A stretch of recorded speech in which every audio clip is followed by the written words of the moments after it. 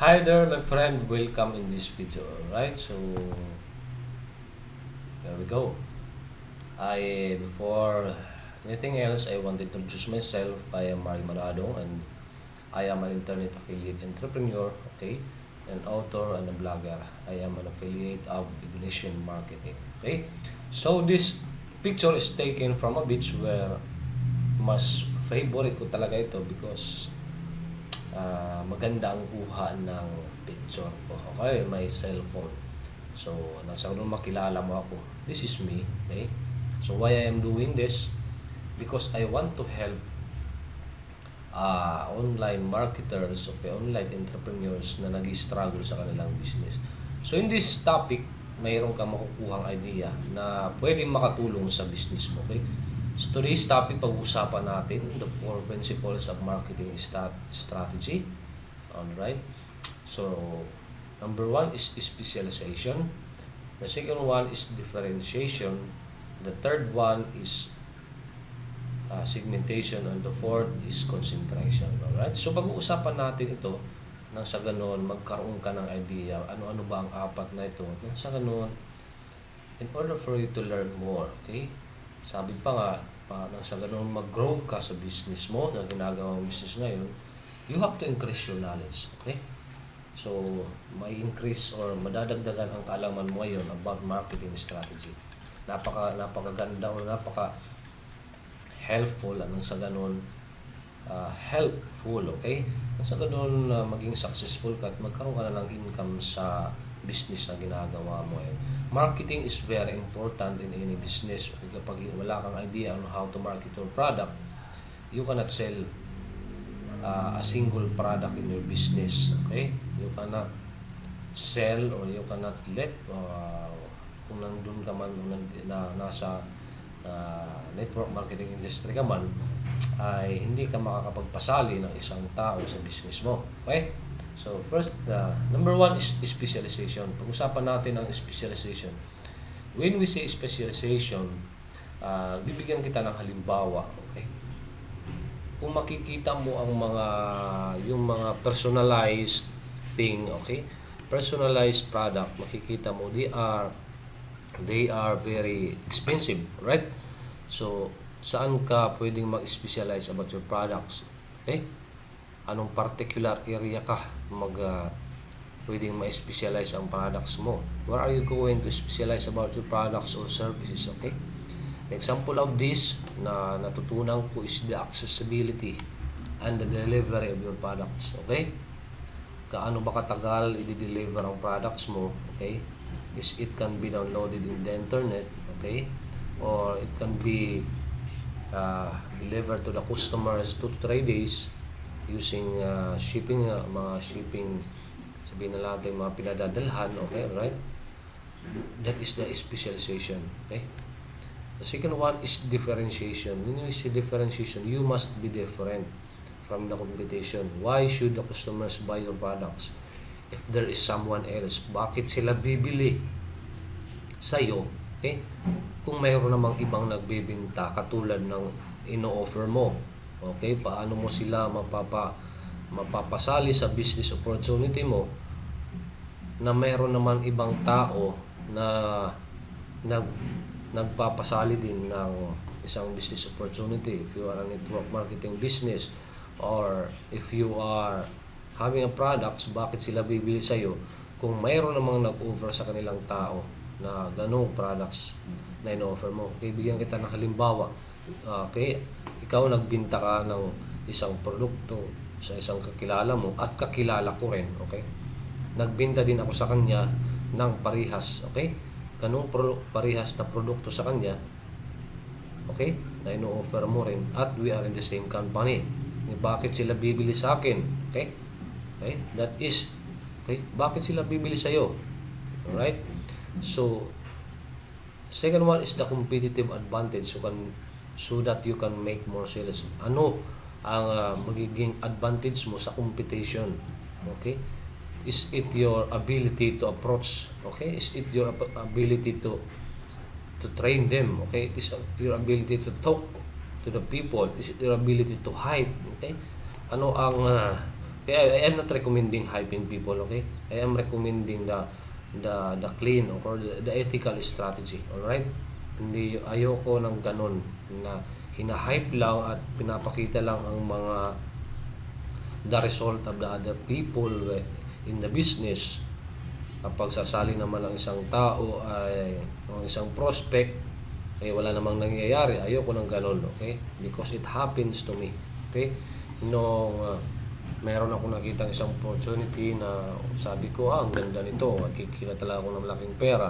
So nung pumasok ako ay walang nangyayari at hindi talaga ako kumita lang ako ng kaunti, okay? Kumita lang ako ng kaunti dahil sa ang upline ko ay para akong iniwan na isang sisiyo, okay? Nabasa na hindi man lang tinuruan, okay? Ayaw ko ng ganun. I hate that strategy, okay? So much for that. Let's continue, okay? So what is you offering that others did not, okay? Ano ang ino-offer mo na wala ang isang ka-competition mo, alright? So your unique selling proposition, okay? So your USP means, okay, ibig sabihin ay means cannot be modified by no one else, okay? When you are doing business online, ano ang uniqueness mo na hindi magagaya ng iba, okay? If you have a product, ano ang uniqueness ng products mo na hindi magagaya ng iba, right? So ganun, think a bit, isipin mo ano ba talaga ang uniqueness ko bilang isang marketer, okay? Bilang isang entrepreneur, okay? So, the best way to increase your USP, okay, is your personality. Anong pagkatao mo, okay? Nakakatulong ka ba sa ibang tao? Nakakatulong ka ba sa mga prospect mo, okay? The preparation, pinaghandaan mo ba ang ginawa mo, right? Ang presentation mo. The punctuality, when you say punctuality, ay nagpa-promise ka ba sa prospect mo na tinutupad mo, right? Or the punctuality is tumutupad ka ba sa usapan ninyo, the oras, anong oras kayo mag-uusap, with the follow-ups, paano pina-follow up ang isang prospect, alright? Pina-follow up mo ba siya, pressure mo ba siya, na sinasabi mo, sali na, sumali ka na, join na, sayang ang pagkakataon, okay? And then your relationships to your prospect, okay? Where are you could be the best? Saan ka ba pwedeng maging best sa business mo, okay? Doon ba sa sabihin na lang natin, sa pag-motivate sa prospect mo, okay, by giving them idea ano bang magiging benefit nila kapag binili nila ang products or na-join sila sa iyo, alright? So the best way is the continuous improvement, okay? When you say continuous improvement, wala naman talagang tao na nagiging successful na mag-invest sa isang business at saka mahihiga sa duyan, tapos in the next few days ay kikita na siya ng malaki. Lahat ng bagay ay pinagsisikapan, nag-aaral ka at mayroon kang mga sleepless night, minsan mayroon ka pang frustration dahil hindi ka parang nagkakaresulta. For me, it is a part of the process. The important thing is you will not quit, okay? Whatever happens, you will not stop doing things in order for you to improve your marketing strategy, right? About your business. Ganun talaga ang pagninegosyo. Wala namang, for me, walang ninegosyo na hindi nagko-continuous improvement. Okay? May personal development, may reading books, may attending trainings and seminars and webinars, coaching programs, and investing on it. Okay? Ganun nagiging successful ang mga extremely successful entrepreneurs today. Okay, so much for that. Ganun parang nakapaba na. So the third one is the segmentation. When we see segmentation, you are separating the worst and the bad one customers. Yung mga tao na good one, okay? Yung mga tao na bibili sa iyo sa market, okay? Who are going to pay more in the market, okay? Identify them, the customers who buy most unhappy when they buy your products. You know, ang mga tao na sasabihin sa iyo salamat at pumunta ka dito at nabili ko ang products mo. Salamat at nag-join ako sa team mo. Salamat at salamat at ang anak ko ay nawala na ng sakit dahil sa products na bininta mo. Okay? Salamat sa binigay mong free ebook. Salamat sa tulong mo. Okay? Ganon ang segmentation. You will separate on this. Who are the best customers? When you say sino ang mga tao na pwede or the best customers na pwede makagbili o referral, makag-refer ng ibang tao papunta sa iyo. Okay? They are the best customers. How will you describe your perfect customers? Paano mo sila madi-describe? Okay? Ganun ba katulad ba din sila sa iyo? Okay, ano kanilang mga wants in life? Ano kanilang mga needs? Magkano kanilang income every month? Okay, contractual lang ba? Okay? Saan sila nagtatrabaho? Anong work nila? Alright? You have to identify that. And also identify your worst customer. Bakit? Dahil sila ang pwedeng makasira sa business mo. Okay? Kinakailangan mag-ingat ka sa mga ganitong customer. Hindi natin maiwasan sa pag-business online or offline, meron talagang worst customers. Yung mga tao na bibili sa iyo and then magrereklamo dahil hindi nagkakaresulta sa kanilang ginagawang negosyo. Okay? Hindi nagkakaresulta if you are a weight loss company, bumili sila ng product sa iyo at hindi pa pumapayat. Okay? Dahil gusto nilang pumayat, hindi pa sila pumapayat. So ikaw ang sisisihin nila. Hindi mo naman kasalanan 'yun. Nasa kanila kung ginagamit nila ang products na binili nila. O nasa kanila kung merong silang disiplina sa sarili nila para nang sa ganoon maging sexy sila. All right? So people will buy your products because there is one thing they want to solve. Ako, I will give you halimbawa. Kung bumili ako ng products sa Ignition Marketing because alam ko na kulang pa ang strategy ko on how to market online. Kaya binili ko. So, nagkaroon ako ng idea on how to market online, on how to create Facebook page, on how to create traffic online, on how to create lead capture page, lahat. Bakit importante ang list, okay? Bakit importante ang relationship, bakit importante ang trust. Okay, so ganoon ang nangyari sa akin, nadagdagan ang kaalaman ko. Okay? So, that's it. You have to kailangan alam mo na bibili sa iyo ng isang prospect dahil meron silang gusto masolusyonan ng problema. Ma-products man yun, ma-opportunity man yun. Okay? When we say business opportunity, ay malamang isang prospect or sabihin na natin isang customer mo ay bibili sa iyo or join sa iyo dahil nahihirapan na sila sa kanilang trabaho, alright? Or kulang kanilang kinikita or sila ay isang OFW. Okay? So the last one is concentration. When we say concentration, saan ka magfo-focus? Okay? So that people will love you. Okay? Doon ka ba magfo-focus sa pagturo sa kanila? Okay? Doon ka ba magfo-focus sa pagbibigay ng mga inspiring, okay? Inspiring coach? Magbibigay ba ka sa kanila ng mga trainings? Okay? Mag-hangout ka ba sa kanila? Okay? So, concentration where you focus your time. Doon mo focus ang time mo, ang effort mo, at your resources. Huwag kang mo focus sa wala namang may tutulong sa business mo. Yung update ka ng status na hindi related sa sa pagkatao mo. Or mag-update ka ng status na wala namang natutulong sa business mo. Alright?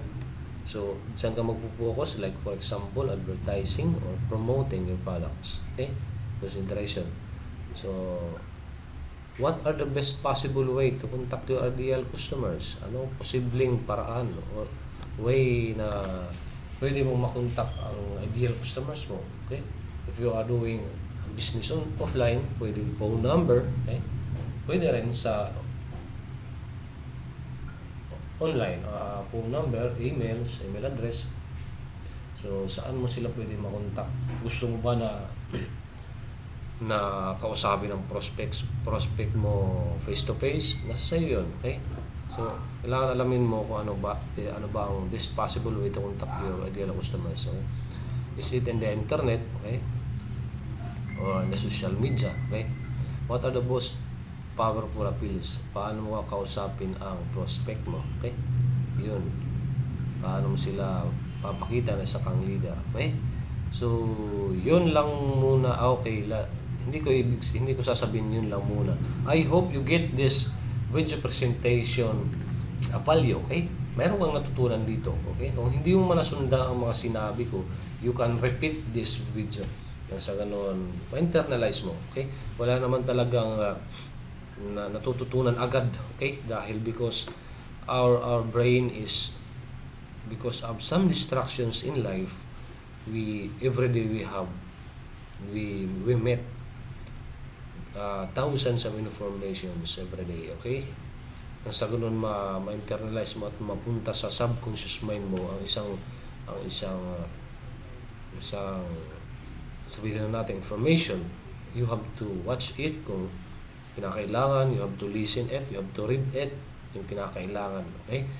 So thank you for watching this video, and before anything else, before ko tapusin ang video presentation ito, if you want to join into my team and want some tips, okay, about your business in order for you to have more income, okay, hindi yan good result, more results and income, okay, click the link below and subscribe on this www.marimanadong.com/no-to-rejections. Get your free copy of my ebook, okay? Ginawa ko tong ebook na to, The Fundamental Foundation of Sponsoring Downlines, okay? If you are in the network marketing industry. So, go click here, the link below, www.marimanadong.com, ebook for free. And feel free to visit my website, www.marimanadong.com/blog, okay? Alright, if you have some comments, kung gusto mo nang